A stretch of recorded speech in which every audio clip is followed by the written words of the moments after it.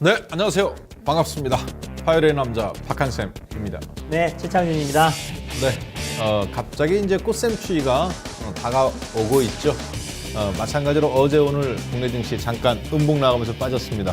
네, 꽃샘추위가 오지만 야, 다시 겨울이다. 이렇게 생각하는 분은 없죠. 봄이 올 것을 우리는 경험적으로 알고 있는 것처럼 날씨는 춥지만 증시도 이 음봉을 마무리 짓고 네. 다시 올라갈 거라고 확신하시죠? 아닌데요. 아닙니까? 네, 이 살짝 꽃샘추위가 왔는데 네. 진짜 랠리가 오기 전에 잠깐 눌림목이지 않나 그렇게 보여집니다. 자, 오늘 그러한 큰 관점도 우리가 보겠습니다만 그거에 이 꽃샘추위를 물리치고 봄이 오도록 또 경제적으로 노력하는 분들이 있죠. 바로 경제 정책을 집행하는 부분입니다. 오늘 라운드 1에서 그 부분을 다뤄보도록 하겠습니다. 자, 라운드 1 보여주시죠.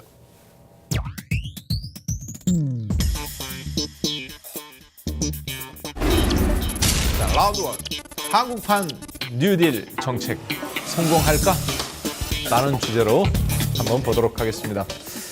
자, 뉴딜 정책이라는 것은 결국은 1930년도 그렇죠? 네. 이제 대공황이 와서 원래 자유시장 경제에서는 정부가 개입하면 안 되는 건데 네. 정부가 이제 개입을 하죠. 네. 대규모 이제 공사를 일으킵니다. 소위 얘기해서 이제 다리를 놓는다든가 도로를 놓는다든가 어차피 해야 되는 거 사회 SOC 사업 그것을 이제 뉴딜 정책을 해가면서 실업 문제가 해결되고 돈이 돌게 되고 그렇게 돼가면서 이제 이게 어떻게 보면 자본주의 사회에서 공황을 해결하는 네. 경제 경제 활성화의 정부의 의지를 나타내는 건데 오늘 저희가 마수 배틀에서 첫 번째 다뤄야 될 부분은 한국 정부가 밝힌 민자 활성화 방안이라는 게 있어요. 그렇죠? 뭐 엊그저께 최경환 경제부총리가 이제 공사 현장에 가서 이야기한 부분인데 간략하게 어떤 내용인지 한번 좀 설명 좀 한번 해주시죠. 일단 그 자료 화면 보시면은 민자 활성화 방안 내용 1 이렇게 보시면은요. 첫 번째 그 민간 투자 사업의 리스크를 정부와 민간이 합리적으로 분담하는 제3의 방식을 도입할 것이다. 이래가지고 민간의 투자 그 유인을 높이도록 할 계획이다. 이런 얘기가 나왔고요. 그리고 또 두 번째는 그 경쟁적인 협의 절차 등 이렇게 패스트 트랙을 도입해가지고 민간 투자 절차를 획기적으로 단축할 계획이다. 이래가지고 기존보다 소요기간이 그 민간 투자 절차의 소요기간이 현재보다 3분의 1로 단축된다는 것이다. 이렇게 단축을 할 것이다 이거죠. 그리고 민자 활성화 방안 그 내용 두 번째는 철도 등 공공성이 높은 부문도 BTO 그리고 다시 알파 사업 대상으로 검토한다. 이게 뭐냐면은 BTO 방식이라는 게 정부가 관리하는 그런 그 수익형 방식이 있고 수익형 민자 방식이 있고 그리고 임대형 민자 방식을 여기에다가 적용을 시켜가지고 그러니까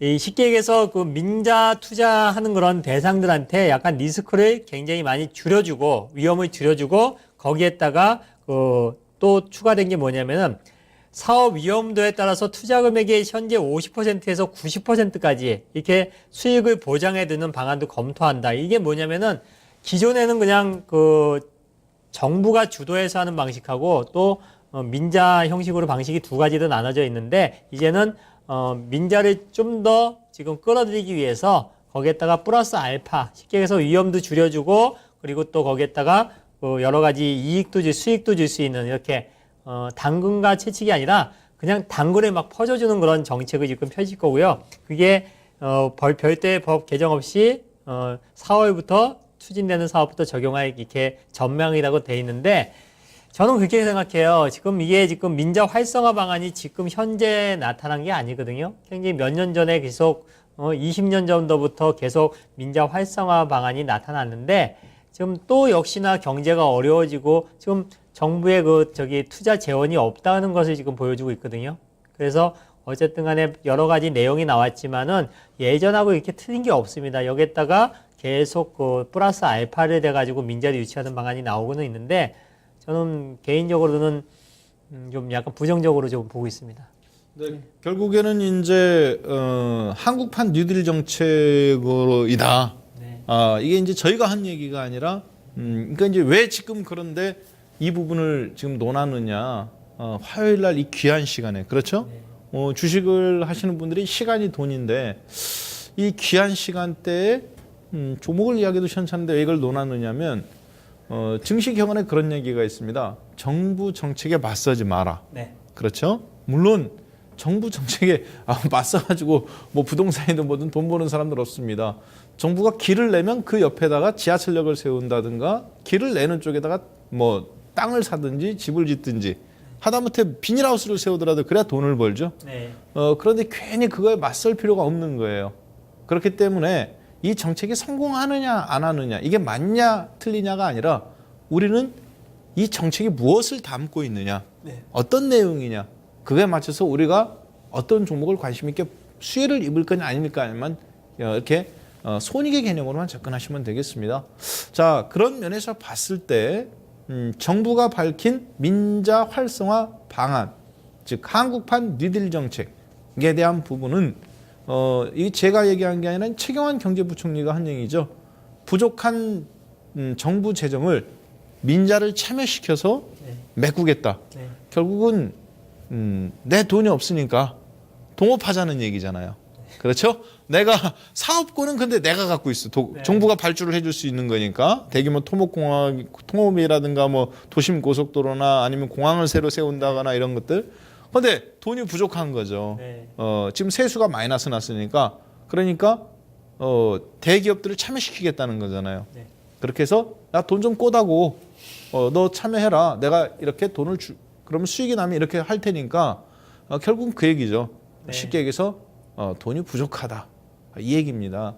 자, 그런데 이것이 이제 성공을 하면 누이 좋고 매부 좋은 거죠. 네. 경제가 정부도 좋은 거고. 자, 그런 면에서 봤을 때 이 민간 기업을 끌어들인 한국판 뉴딜 정책, 이 민자 참여 그 민영화가 뉴딜 정책이라 하겠단 말이에요. 네. 이거는 조금 약간 아이러니이긴 합니다. 왜? 민자를 끌어들이는 것은 사실 뉴딜은 아니죠.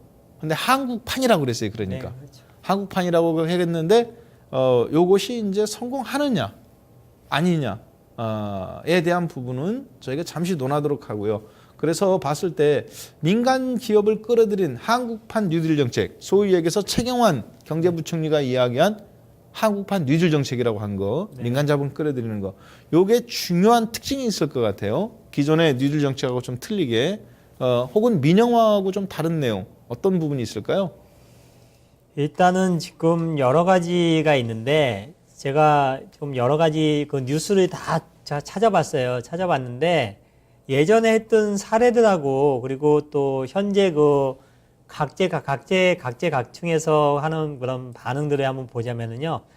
자료화면이 전국 항만 민자 사업의 어려움이라는 그런 뉴스를 제가 한번 찾아봤는데 지금 전국 항만 민간 투자 사업에 관련돼 가지고 이제 투자를 했었는데 최근에 물동량이 부진하고 또 하역료가 하락을 해가지고 그래가지고 굉장히 뭐 여러 가지 현금 흐름하고 재무 상태가 악화가 돼가지고 그 최소 운영 수입 보장 제도가 있는 사업도 차입금을 상하는데 그 한계를 느끼면서 굉장히 지금 어려움을 겪고 있다는 그런 뉴스가 나왔거든요. 그래서 이 최근에 또 그 밑에 보시면은 또 건설 그 철도 건설 분담금도 총 투자비의 50%인데 비해 가지고 도로 항만 총 투자비는 그 30% 이내라고 이렇게 나와 있거든요. 그래서 대부분의 그 공공 관련된 그런 사업을 했을 경우에 그 투자비가 한 50% 정도 했는데 이거 갖고도 좀 부족하다는 느낌입니다. 사업을 하다 보면은 정부에서 이렇게 투자를 계속 그 민간하고 같이 투자를 하다 보면은 그게 잘 되면은 좋은데 안 돼 버리면은 그게 다 민간한테 피해가 되는 경우가 많다는 걸 보여줄 수가 있겠고요. 그리고 그 다음에 화면은 이제 경실련에서 민자사업 관련된 반응을 보고 있는데, 한국판 뉴딜 정책 관련돼 가지고 지금 얘기가 나왔는데, 거기 보시면은 제가 빨간색으로 박스 쳤는데 보게 되면은요, 민자사업에 해가지고 부정적인 평가를 상기시켰다 그러면서 지난해로부터 도입된 지 20년이 된 그런 민자사업은 약 100조 원 정도가 투자됐지만은 대부분 SOC 사회기반 시설의 그 공급에 일조를 했지만은 경쟁 부재와 정보 독점 및 철저한 비밀주의 이런 것들 여러 가지 문제점으로 인해 가지고 수많은 문제점을 동반했고 추가적으로 여기에다가 투입되는 비용도 앞으로도 엄청나게 많다는 것을 지금 말해봤을 적에 여러 가지 부작용이 많다는 것을 볼 수가 있습니다. 그래서 이 부작용을 완벽하게 보완할 수 있는 그런 제도라든지 아니면은 확신을 줄 수 있는 그런 게 나타나지 않는 한은 좀 힘들 거로 볼 수가 있겠고요. 그리고 기존의 민저사업은 어떤 그런 를 추진이 됐는지를 기존 민저사업 추진 현황을 보시면은요. 지하철 9호선이라든지 아니면 경인 경전철이라든지 부산에서 김해 간의 경전철 이렇게 대부분 철도 관련된 민자사업 그 구간도 좀 짧은 구간이라든지 이렇게 비용이 뭐 아주 천문학적인 그런 비용이 들어가는 그런 사업 말고 이렇게 약간씩 해봤는데 그래도 이런 것들은 뭐 어느 정도 성공을 했지만은 그래도 이게 이제 정부에서 50% 정도 이렇게 비용을 투자해서 하는 거지만은 요런 것도 빼놓고 지금 뭐 사업한다는 것들이 최경환 부총리께서 뭐 정수장이라든지 노후된 정수장이라든지 이런 것들 뭐 도로 그러니까 고속도로 지하 쪽으로 이렇게 한다는 거든지 이런 거 했을 적에 과연 건설 회사들이 믿고서 참여를 할 것인지 아니면 지금 금리가 인하가 돼 가지고 많이 싸다 그래도 과연 그 금융기관에서 좋아할지 이런 것들이 약간 서로 간에 조율해야 될 부분이 굉장히 많다고 하는 것을 봤을 적에 저는 계속 부정적으로 보고 있습니다.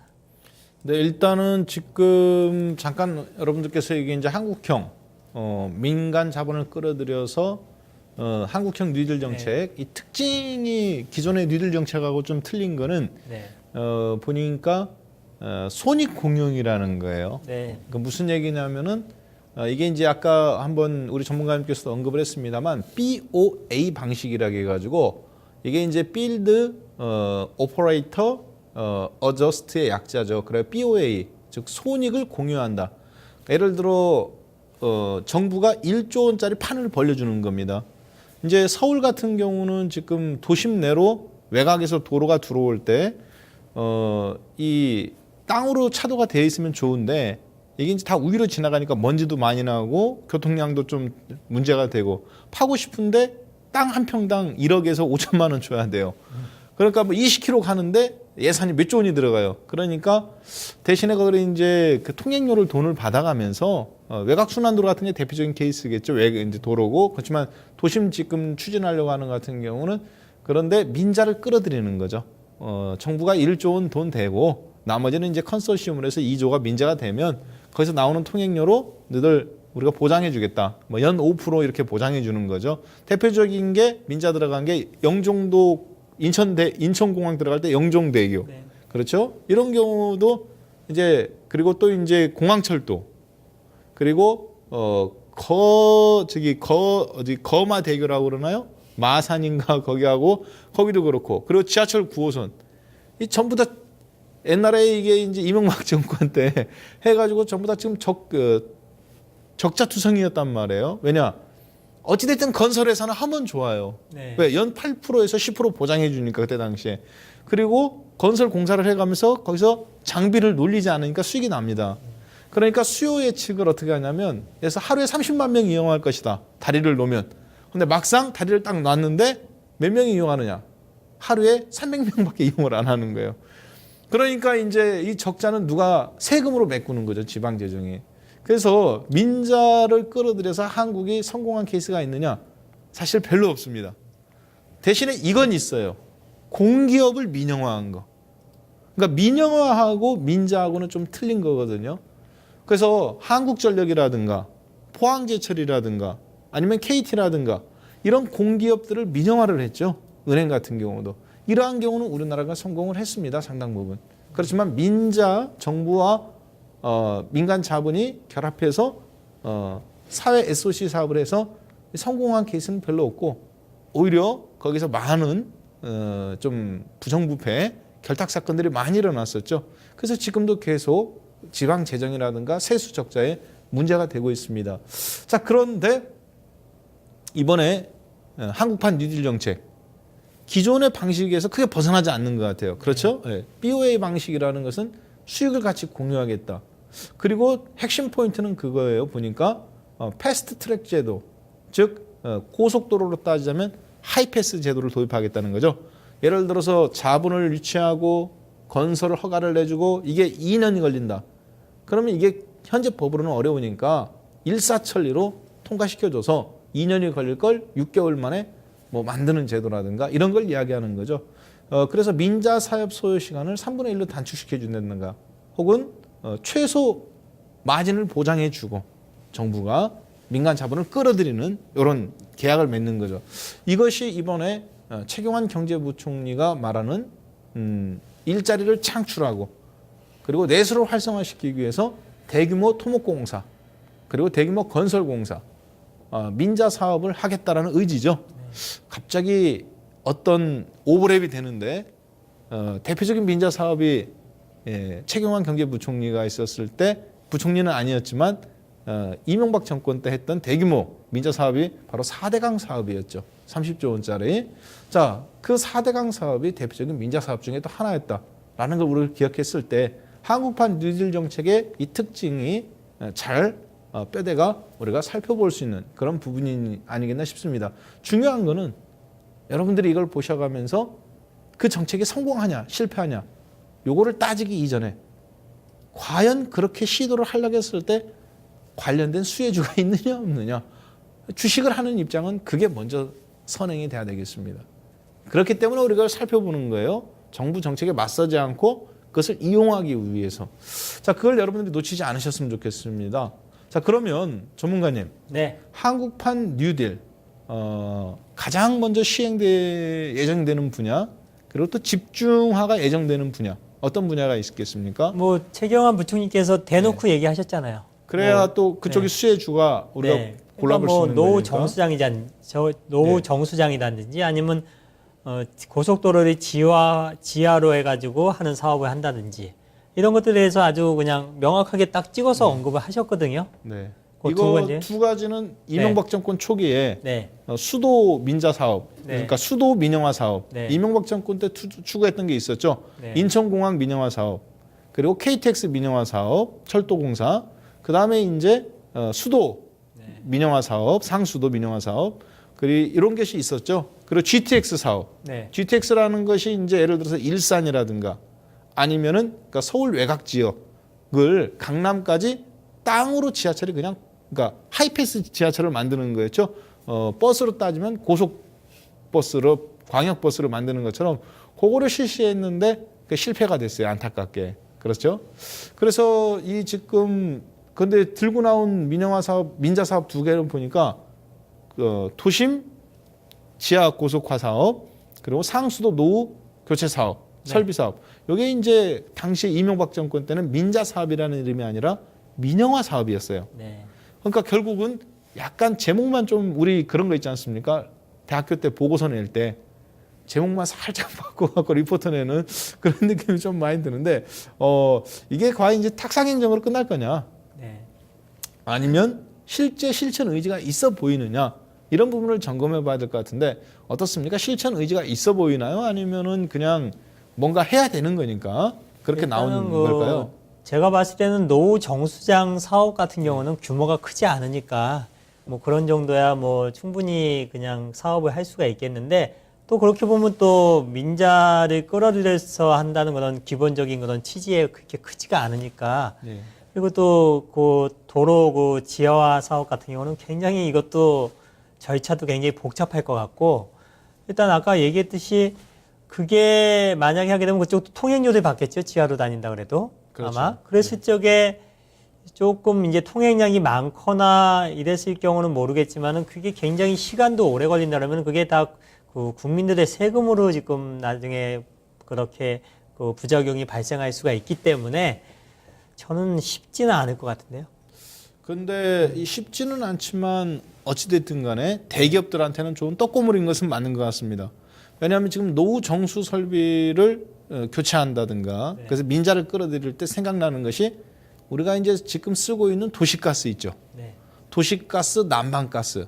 이게 아파트 관리비에서 가장 큰 비중을 차지하는 것이 어떻게 본다면 이 에너지 비용이에요. 그렇죠? 난방비라든가 그리고 도시가스 비용. 이것이 이제 가장 핵심인데 이게 과거에는 우리나라가 LNG나 LPG를 그냥 정부에서 독점으로 떼오지 않습니까? 네. 그런데 이것을 지역별로 다 나눠줬어요 그때 당시에. 네. 이제 뭐 삼천리라든가 이런 민자를 시켰단 말이에요. 네. 그리고 나서 난방비가 현재식 봤을 때 국민들한테 통신요금 다음으로 가장 많이 돈을 내는 요소가 됐습니다. 상수도 사업이 정유 노후 수도 정비 산업 정화 사업이라든가 이런 것도 결국에는 대기업들한테는 어떻게 보면은 항구적으로 설비를 한번 마련해 놓으면 지역별로 독점으로 수입을 창출될 수 있는 거기 때문에 굉장히 매력 있는 부분이라고 생각이 돼요.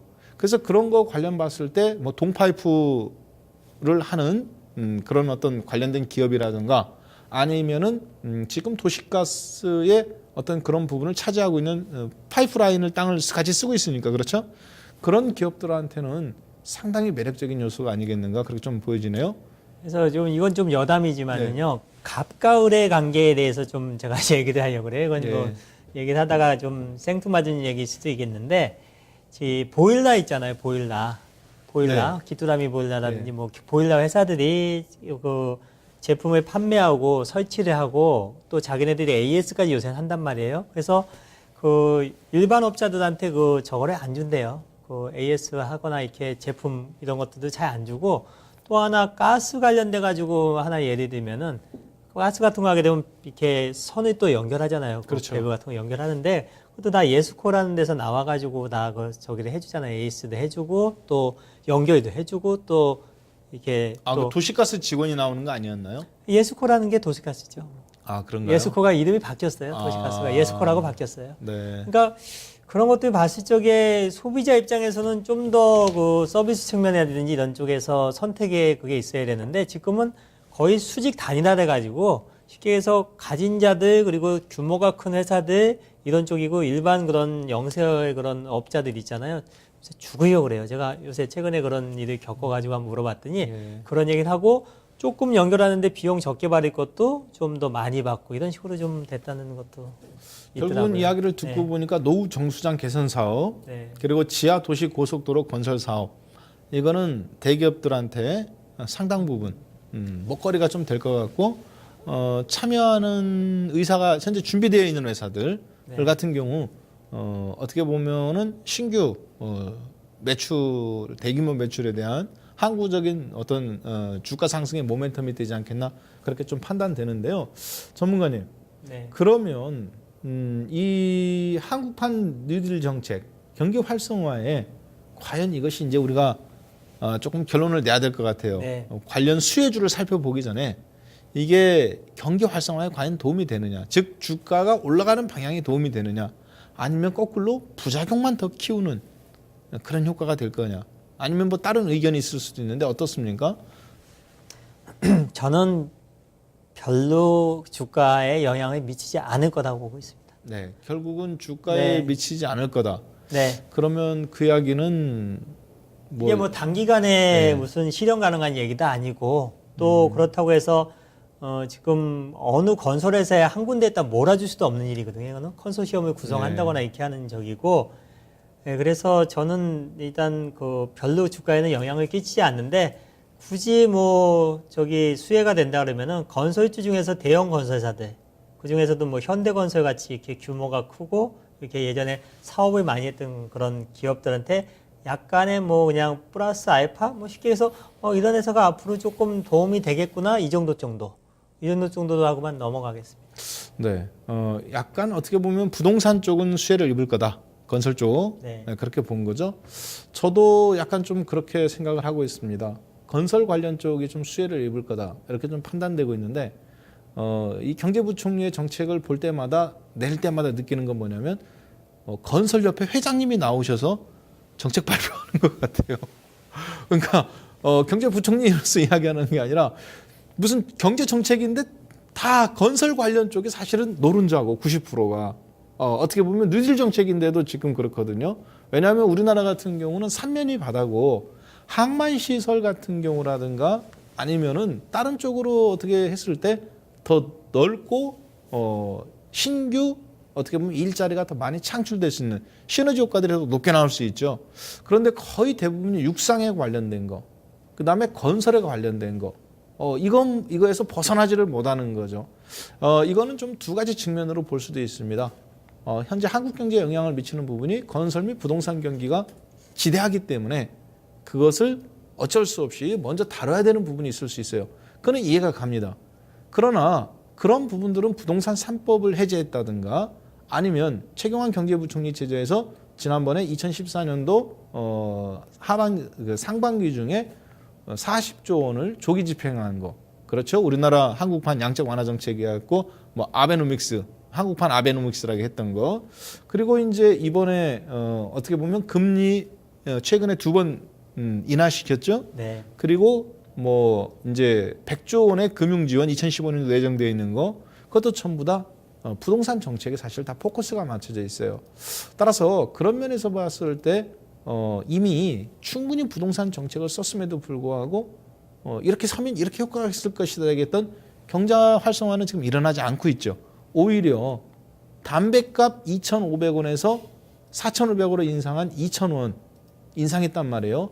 이 2,000원 인상분을 빼면 우리나라가 지금 디플레이션이라는 결과가 통계적으로 나왔죠. 경제부총리도 분명히 그것 때문에 그래서 최저임금 올려야 된다고 이야기도 하셨고 따라서 그런 부분들을 살펴봤을 때는 그동안 썼던 정책들이 결국에는 경제 활성화에 아무런 영향을 미치지 못했다. 이거는 성장 위주 정책을 펼쳤기 때문에 그렇거든요. 이거는 이미 20년 전에 저출산, 고령화, 저성장의 늪에 빠졌던 일본이 거기서 벗어나기 위해서 부동산 활성화 정책을 썼던 정책인데 잃어버린 20년이라는 그런 아픈 추억을 갖고 있죠. 자, 그리고 근데 똑같이 저출산 그리고 저성장 고령화의 늪에 빠졌던 유럽 같은 경우는 이때 당시 성장 위주 정책을 포기했어요. 그리고 뭐로 갔냐면 서비스 산업, 교육 산업, 관광 산업 분배 정책으로 갔었습니다. 분배 위주의 경제 정책으로 갔었죠. 그 결과 20년이 지난 현 시점에서 유럽 같은 경우는 경제가 다 같이 이렇게 일어나는 소득의 삶이 좋아진 형태고 일본 같은 경우는 잃어버린 20년이라는 그런 치욕적인 어떤 성적표를 안고 있었던 결과인데 그걸 알고 있음에도 분명히 알고 있을 겁니다.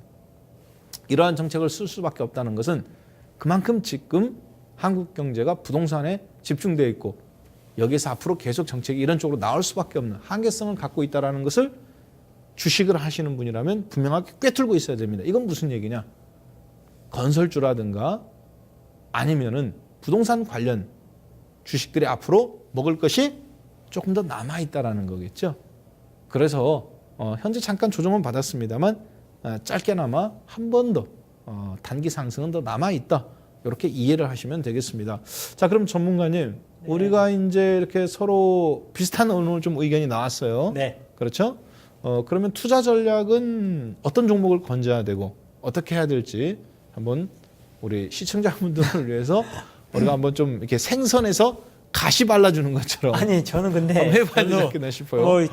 꼭 뭐 지금 뭐 이 민자 관련돼 가지고 민자 사업 활성화 관련돼 가지고 좋게 보는 게 아니고요. 뭐 저번 주인가 우리가 했었잖아요. 그 건설주 관련돼 가지고 그죠? 예, 그렇죠. 미분양 해소됐고 그리고 건설 경기 좋아지고 뭐 여러 가지 정부 건설 정책이 뭐 또 재건축이라든지 재개발 쪽으로 해가지고 좋다는 그런 측면에서 계속 저는 현대건설을 좋게 보고 있습니다. 현대건설이 가장 안정적이고 해외 건설이라든지 국내 건설사 중에서 그렇기 때문에 자료화면 잠깐 보시면 현대건설의 일봉 차트를 보시면은 그때 얘기했을 때가 46,000원대 정도였는데 55,000원까지 갔다가 현재 지금 5만원 정도 초반에서 있는데요. 이 종목 같은 경우는 한 48,000원 정도가 지지가 됐을 적에 한 55,000원대까지 그 사이에서 박스권 흐름이 진행되다가 뭐 이번에 1분기 실적 발표 나오고 4월달, 5월달에 1분기 실적 발표 나오고 시장이 뭐 유럽 시장 괜찮아지고 그러면서 조금 더 힘을 받는다 그러면은 한 6만 원대까지도 갈 수가 있기 때문에 건설주 매매하신 분들 같은 경우는 저는 현대건설이 가장 안정적이다. 뭐 또 추가적으로 얘기한다 그러면은 현대건설, GS건설 그리고 대우건설 요 정도 3인방 정도만 매매하시고 그중에서 탑픽은 현대건설이 되지 않을까 이렇게 보고 있습니다. 네, 저도 이쪽 한국판 뉴딜 정책 네. 관련해서 최경환 경제부총리가 이야기한 부분을 본다면 동아재질이라는 종목으로 한번 관심 있게 볼 때가 아닌가 네. 그렇게 좀 판단됩니다. 동아재질이라는 회사는 이 35년간 땅만 파는 회사죠. 땅굴 파는 그러니까 이제 어떻게 본다면 야 백날 땅 파봐라 돈 나오나 이런 얘기 나오는데 35년간 땅만 팠더니 1년에 3천억 원씩 쏟아지는 회사예요. 그러니까 이제 땅 파는 기술로서는 국내 최고인 회사입니다. 뭐냐면은 이제 이 땅을 팔 때 어떻게 본다면 이 이제 굴착하는 기술 돌아가는 거라든가 그리고 그 땅을 이제 그 굴의 어떤 단면이라든가 이런 부분에 있어서 국내 최고의 기술을 갖고 있는 회사입니다. 동아지질이라고 그러는데요. GTX라든가 지하 고속도로 사업 대표적인 수혜주죠. 그리고 또 이제 우리가 가끔 나오는 얘기가 있어요. 해저 터널. 그렇죠. 예, 중국하고 한국하고 그러니까 인천에서부터 중국 청도라든가 네. 아니면은 안면도에서부터 중국 청도로 가면 해저터널 뚫으면은 그렇죠. 45분이면 갑니다. 45분이면 그랬을 때마다 나오는 얘기야. 이게 기술적으로 충분히 가능하다는 건 다 증명이 된 거죠, 네. 사실. 왜냐? 서해안은 평균 수심 깊이가 40m밖에 되지 않습니다. 네. 가장 깊은 곳이 200m밖에 되지 않아요, 사실. 그래서 이제 대륙붕이라고 그러죠. 옛날에는 거기가 하나의 대륙이었었죠. 중국하고 연결된 거. 그래서 이 해저 터널이 그렇게 어렵지가 않아요. 지금 현재 기술로도 우리나라가 하고 있죠. 네. 예, 그래서 충남, 보령, 대천해수욕장하고 그리고 안면도하고 지금 해저 터널 뚫고 있어요, 또. 네. 실제 우리나라도. 그래서 부산에서 또 제주도까지도 일본이나까지도 충분히 가능한데 왜냐하면 이제 그렇게 되면은 부산이 항구 도시가 매력이 없기 때문에 사실 안 하고 있긴 한데 네. 그래서 이제 이 그때마다 항상 나오는 종목이 누구냐? 이 땅 파는 기술로 최고인 예, 동아지질이라는 종목입니다. 그래서 여러분들 잘 아실 것 같아요. 주가도 매력적인 회사입니다. 한 10% 전에 영업이익이 항상 나오고 있고요. 그리고 유보율이 2,300%나 갖고 있어요. 땅 파 갖고 버는 돈 계속 재워놓는 거죠. 유보율이라는 건 아시다시피 현금성 자산 아닙니까? 네. 땅에 이제 묻어놓은 거하고 똑같은데 금리가 2%밖에 안 되니까. 그래서 자기 자본금의 23배에 달하는 높은 유보율 그리고 10% 전에 탁월한 영업이익 그리고 1년에 매출액 3천억에서 조금씩 성장하고 있는 이 동아지질이라는 회사. 주가는 바닥입니다. 그래서 저는 지금 타이밍에서 단기보다는 중장기로 보고 그렇게 접근하는 것이 맞지 않나. 특별하게 관련주를 찾아본다면 네, 그렇게 한번 찾아볼 수 있지 않나 싶네요. 예. 자, 그러면 우리 뭐 의견이 네. 한국판 뉴딜 정책에서는 네. 의견이 일치 본 것 같아요. 네. 이 정책이 실패할 거다. 아니 실패할 거다가 아니라요. 아까 그렇게 얘기하셨잖아요. 예. 저는 그렇게 얘기하시지 않았어요? 아니 시청자분들의 이해를 쉽게 하기 위해서 아니 분명하게 좀 실패할 거다가 아니고요. 네. 그냥 계속 했던 얘기다. 했던 네. 얘기다. 네. 결국은 옷만 바꿔 입고 나온 거다. 네. 그러니까 큰 수혜주는 없을 네. 거다. 네. 일단 건설주 보자. 이렇게 정리하셨습니다. 자, 그러면 여기에서 라운드 1은 마무리 짓고요. 라운드 2로 건너가 보겠습니다.